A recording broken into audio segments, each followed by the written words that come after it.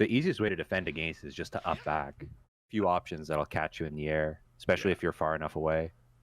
So Mitch is right. That's actually like if you just do this stuff, like this is actually like probably the hardest thing to deal with. But it's there is a small chance you can land it. But again, you don't want to necessarily be basing your percentages in this game on you getting lucky by guessing something, right? Even if the odds are in your favor, which is why the best way to Kaioken, like as Mitch taught me, and like as come to the conclusion is just do this, just do your basic bread and butter combo.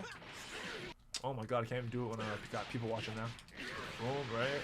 Boom, boom, boom, boom. Hard knockdown, land on the ground, Kaioken.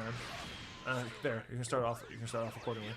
The key blast is always good when you have hard knockdown. Then you can initiate from there because that doesn't matter where you are on the screen. Where things get tricky is if say they're blocking. So the first, like, let's just go through the workflow of, like what do you have to deal with. The basic version is just this on the ground. If you're just gonna do it raw, key blast light, key blast light, key blast light, key blast, and a finisher, and then into the reversal. So there's the finisher and what we call the reversal. The finisher is when he flies up, right, and he knocks you back down, and the reversal is when he teleports and finishes off with a Kamehameha. This is all under the assumption that you're the last man standing as well, right? Because then you can change the combination sometimes. Level 1, he doesn't have the reversal. Level 2, he gets the reversal, but you can only combo 5 times. Level 3, you can combo 7 times, and the reversal is it's just a different animation from what I understand. Cool. So that's just your basic one. If you just want to alternate between special light, special light, special light to do more damage. But what if your enemy's actually blocking the first one? If he's guarding everything, let's just start opening with light, that same combination. Oh, all he's holding is back. My Kaioken didn't work. Okay, well that's where the mix-up comes in, right? So if you hit medium, if you look at my keys, he jumps over, right? So for example, if you want to like, so now what you gotta do is you gotta be able to, like, you can play around with whichever side you want to hit right now. So from here, I go for the front. Ah, I missed it. Okay, cool. All right, later in the game, let's try again. We want to hit it from behind. Okay, well 16 sets to block everything, but the point is you can mix people up once you set the precedent on off your first Kaioken. The second Kaioken tip I have there from there is like, what if they actually do? What if they're actually this good? You run into someone that's literally doing this. They just blocked everything. You're screwed, right? And that has happened once or twice, but you're not out of luck. If they're blocking from both sides, then that's when the heavy comes when you do Kaioken. So instead of smashing light, special, or medium, well this is what heavy is for. You do the command grab, and from here, it's unblockable. Cool. So in that case, that's all your grounded options in my opinion. You either block from one side, block from the other side, or if you're blocking really well and I can't open you up, I'll go for the command grab. What if you start jumping? If the guy starts jumping and you're actually still committing to trying Kaioken in the raw level 1, you also have directional inputs on top of the modifiers for each of the for all your options for Kaioken. So from here, I have his regular special, right? It just shoots an air wave forward. What if he's jumping and I timed it? Like I see like the last frame right before we go into the animations, I see he's in the air. What do I do? Okay, so in that case, hold down and special. And all of a sudden you see there's the diagonal key blast, and that is really, really powerful.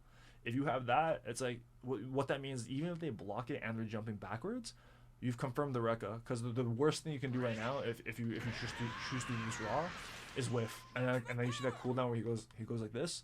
He's completely like you're completely vulnerable, and that's how you lose matches. That's why I was like, oh, I just lost this match if the guy blocks. Right, the diagonal key blast. If you can get the diagonal key blast off and you make contact with them, what you can end up doing is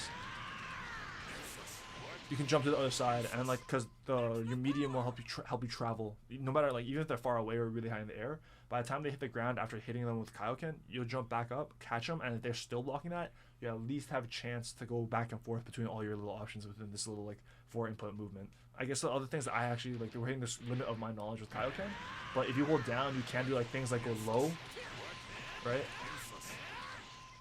You see holding directional inputs with medium, so as opposed to just doing Kaioken once and doing this where he jumps over, right? You do Kaioken once and you hold down, he goes low, and he still crosses up. Hey, there you go. The more you know. That's boom. Anyways, I guess the final option that I want to also cover is that if all of this is failing and he's actually just really good at guarding, or you just notice he's mashing buttons or whatever, you also have another, like, I guess if we're just kind of like trying to program your opponent and like get them to think about things in this little system, like, oh, okay, where's the Kaioken coming from next? You also want to just give the added and plus that threat of the fact that I can just go straight into the finisher. So what I'm doing there is I'm just hitting right trigger now. So if I go Kaioken, I just hit it once. Boom. So when I do that, my situational thing to do that is if if they're bad, I just do it. 2, if I see them like posturing up for a raw level 3, or if I see like the EX combo a sound effect go off, if I can react to that in time, I will raw Kaioken. Or if I just see the animation of them doing something like they just suddenly change movements, it's like, oh, they're probably going to be mashing buttons at that point. They're committed. So at that point, you can just go straight into the finisher. Great, cool. So that's the finisher. Alternatively, you want to hit it once, okay? You don't want to hit it. You don't want to keep mashing it, because what ends up happening is this still does a ridiculous amount of damage. But if we're min maxing things, like, right, you end up just going straight into the Kamehameha, which isn't bad if you want to just take a look at the damage. You're mashing right trigger, he kicks you straight up, and you go straight into Kamehameha. Look how much damage that does. 4,100 damage. I have a full team. Usually, if it's ranked and I have sparking on, that's like 15. It's usually like close to 5,000. Let's check it out. Sparking. Yeah, 4,980. It's basically half your health gone, right? It's strong, but like watch what happens when you combine that with the finisher, because it's the same teleport. You're still getting the same advantage, but now we want to figure out how do we do the most damage, right? Because 50% is nice, but it's like you're still 20% short. I don't want to bank on 20%. Like that's 40 health left if we land it twice. I want to land this twice and just be done with this, right? So Kaioken, and then we go into finisher. Okay, so that's not a good example either, because I need sparking. And again, this is all like with limit break Goku.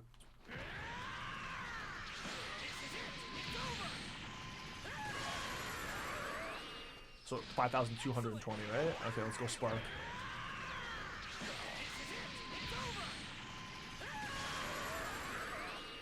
$5,600. So if I can do 5,600 damage just by spending 2 bars. Oh yeah, the Kamehameha, the reversal, that's another bar. So this is a 2 bar special to do.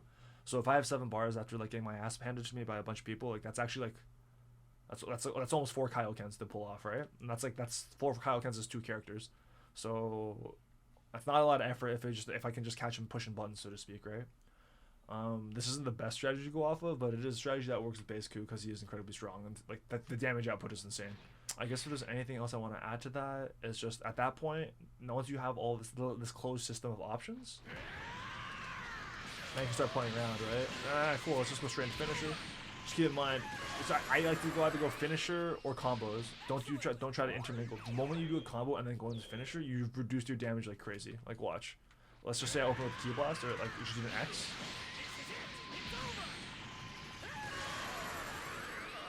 Okay, so like it's 4,600, and it's a lot, but it's like every time you land a little more in the combo, this is scaled way down, even if you do like everything perfectly. So gonna hit the finisher. Come on. 1, 2, 3, 4, 5, 6.